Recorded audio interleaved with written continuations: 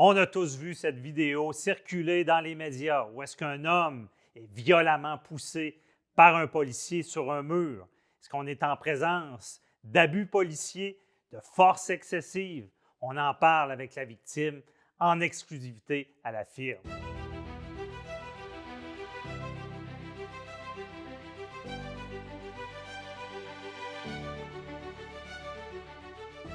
Je suis avec mon équipe de spécialistes, Maître Rim Affegrouche, qui est avec nous. Bonjour. Bonjour.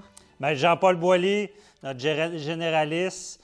Bonjour à vous. Oui, bonjour. On va traiter d'un dossier. C'est un homme, vous avez sûrement vu ça sur les médias sociaux, un homme qui est violemment poussé par un policier sur un mur de béton. Et ça a fait le tour des médias. Cet homme a besoin d'aide. Il ne sait pas quoi faire avec ça. Sa vie a été chamboulée. On va le recevoir également pour essayer de trouver des solutions.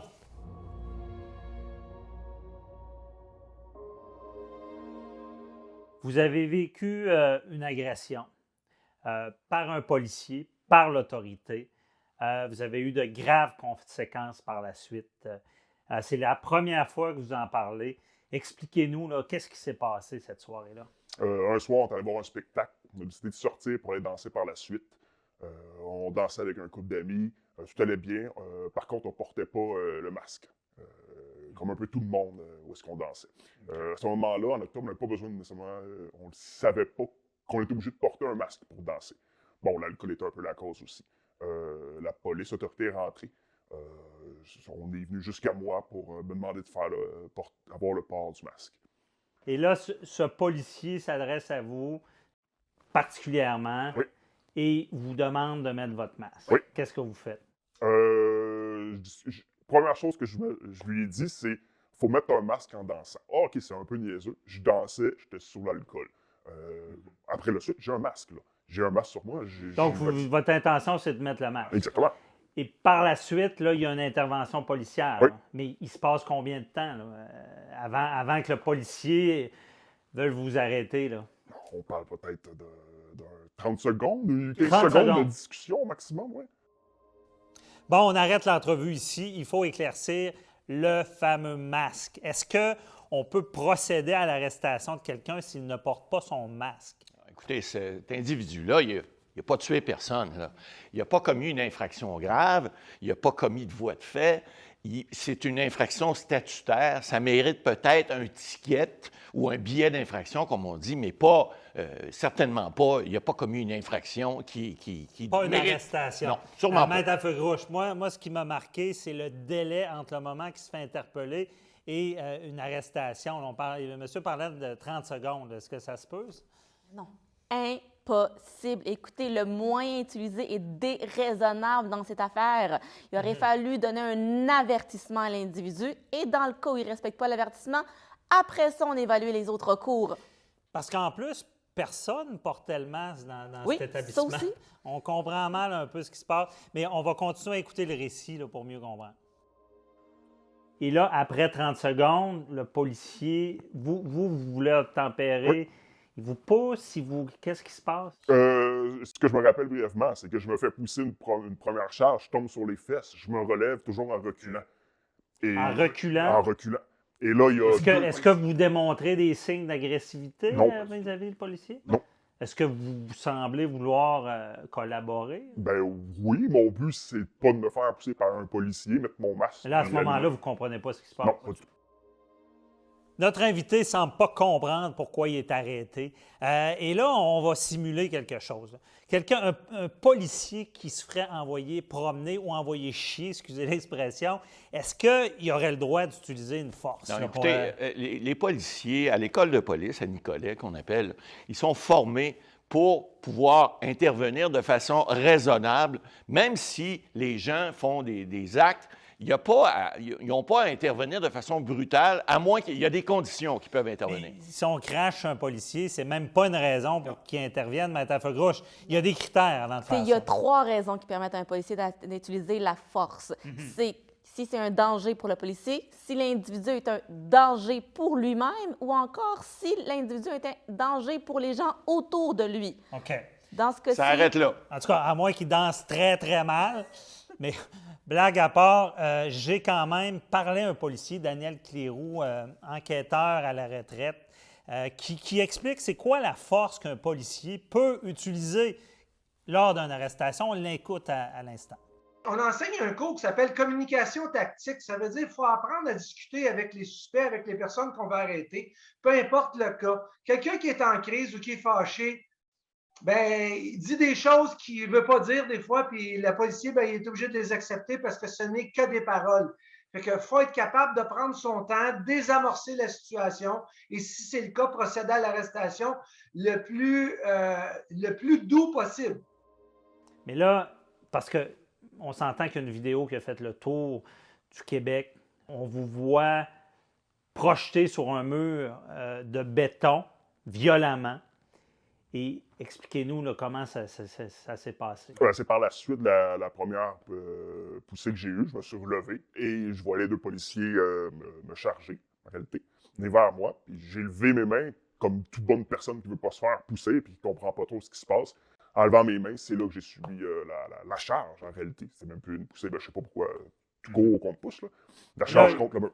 Parce qu'on voit le vidéo, là, on vous voit frapper violemment ce mur, on voit la tête et c'est là, vous avez subi des dommages. Exactement, avec l'impact du côté... Qu'est-ce que vous avez eu? Une torsion cérébrale. Okay. J'ai perdu conscience, tout simplement. Là. Wow! Vous avez vu cette poussée violente. On s'entend, là. On sent l'énergie, là. On voit monsieur qui a les mains levées et qui perd l'équilibre et va frapper violemment sur un mur que je vous annonce est en béton. Il revole dans le mur. Perd conscience. Ouais. Je veux dire, c'est inconcevable pour un masque d'arriver là. Non, c'est clair. Puis on voit que l'utilisation de la force est excessive dans ce cas-là. Mm-hmm. Parce que cette force-là, on en a déjà parlé, mais je veux dire, il faut vraiment qu'elle soit justifiée, sinon c'est illégal là, ce qui s'est passé oui, là. Et dans ce cas-ci, c'est illégal et non justifié. Mm-hmm. Mais, en tout cas, on continue parce qu'il y a un autre événement qu'on a constaté avec ce policier-là à l'extérieur. C'est là qu'on me passe les menottes. Probablement, je ne sais pas pourquoi qu'on me passe les menottes à ce moment-là. De toute façon, mais là, vous êtes inconscient. Exactement. Là, quand je me réveille, j'ai les menottes. Pourquoi que j'ai les menottes? Je suis dans un bar, j'ai pas de masque, je veux bien obtempérer. J'ai un passeport vaccinal avec double vaccination. Je sais pas trop ce qui se passe non plus. Mm-hmm. Et là, je crois que vous étiez avec votre conjoint. Oui, j'étais avec ma conjointe puis deux de mes amis. Et eux, est-ce qu'ils tentent d'intervenir avec les policiers? Ils ne comprennent pas ce qui se passe? Ben, ma conjointe, une de mes amies, tente d'intervenir. Et, en parole? En parole. Et mon autre ami qui est subjugué à côté, qui était là tout le long, qui ne comprend pas du tout ce qui est arrivé. OK. Mais les policiers les repoussent pour pas qu'ils soient autour de moi. Mais là, une fois qu'on voit, là, vous n'êtes pas de menace, là, ça continue dehors. Là. Oui, exactement. En sortant, on m'amène jusqu'à la voiture. On me traîne jusqu'à la voiture. On me dépose sur le coffre de la voiture. Et c'est là aussi que ça rentre en compte que je dis aux policiers que je suis père de famille. Simplement, c'est pour prouver que j'imagine une bonne personne aussi. J'ai 2 enfants, je suis un professionnel, tout va bien dans ma vie. Pourquoi je me fais passer les menottes?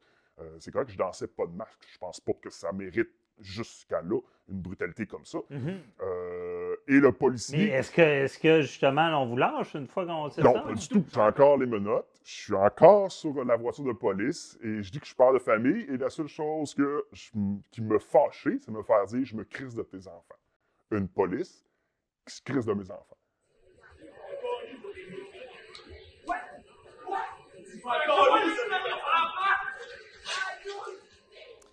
Désolé pour les oreilles sensibles. Un policier qui dit à un individu « je m'en crisse de tes enfants ». Calice. Oh, j'ai mal écouté. Donc,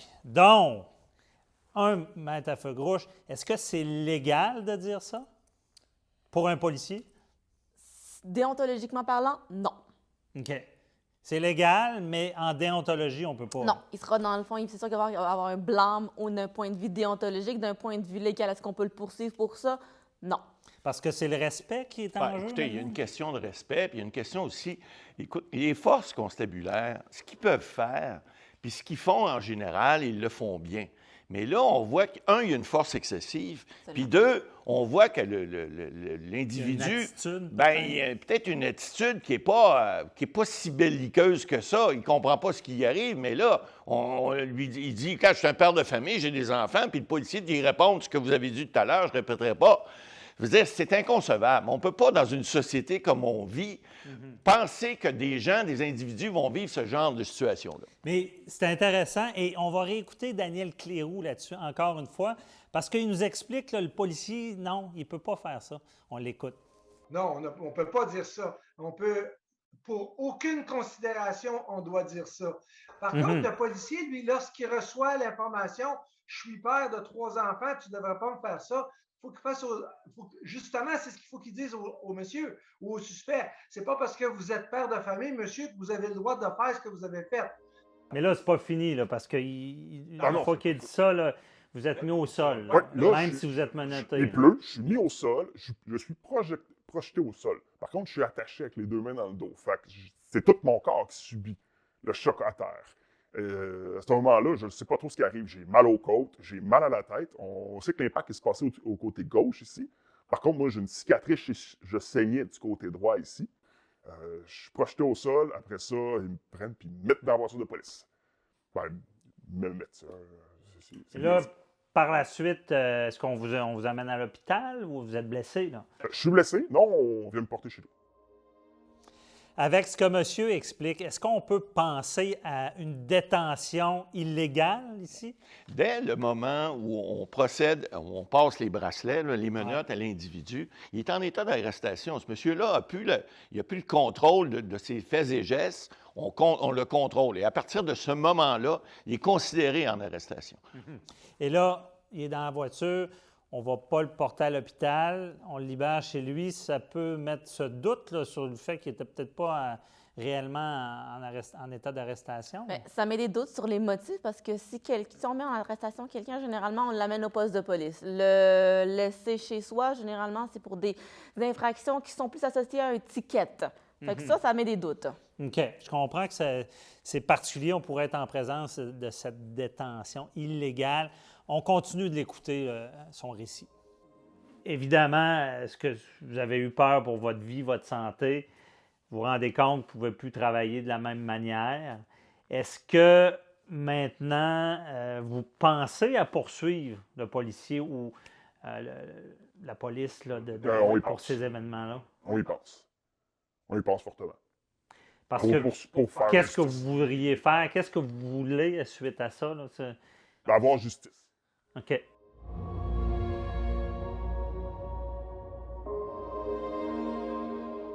Ça serait quoi dans ce cas-là pour obtenir justice comme monsieur le veut? Bon, d'abord, il faut prendre une poursuite, une action, une requête introductive d'instance qui va être déposée en cour supérieure pour réclamer des dommages. Des dommages qu'il prétend avoir subis. Bien, à feu gauche contre qui? Bien, de un, contre la ville qui emploie les policiers et de deux, contre Parce qu'ils sont responsables de ce policier. Exactement. En tant qu'employeur, on est responsable de ses commettants, de ses employés. OK. Deuxième des choses, il faudrait, cette fois-ci, aller contre le fameux policier. Parce que là, il y a des dommages punitifs qui pourraient le chercher. Pourquoi? On se rappelle la fameuse phrase « Je m'en calisse de tes enfants ». Ouais.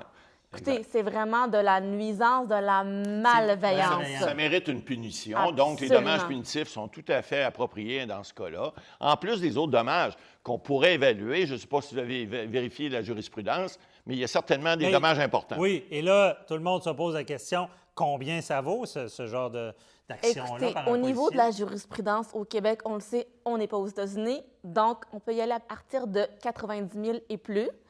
Pour ce genre de cas similaires. Mais là, ça va dépendre qu'est-ce qu'il perd comme travail, tous ces dommages. Le travail, le type de blessure, l'incapacité de retourner au travail, les séquelles morales, les séquelles physiques qui vont rester à l'individu. Un cardiologue qui gagne beaucoup par année, qui ne peut plus travailler, ça peut monter beaucoup. Ouais, les dommages, ça dépend des individus. Chaque individu a sa propre histoire, mais subit des dommages qui peuvent être avec un corrélaire avec ce qu'ils font et ce qu'ils sont dans la vie. Mais avant tout, vous savez, en droit civil, il faut prouver toujours la faute, le dommage et le lien de causalité. Absolument.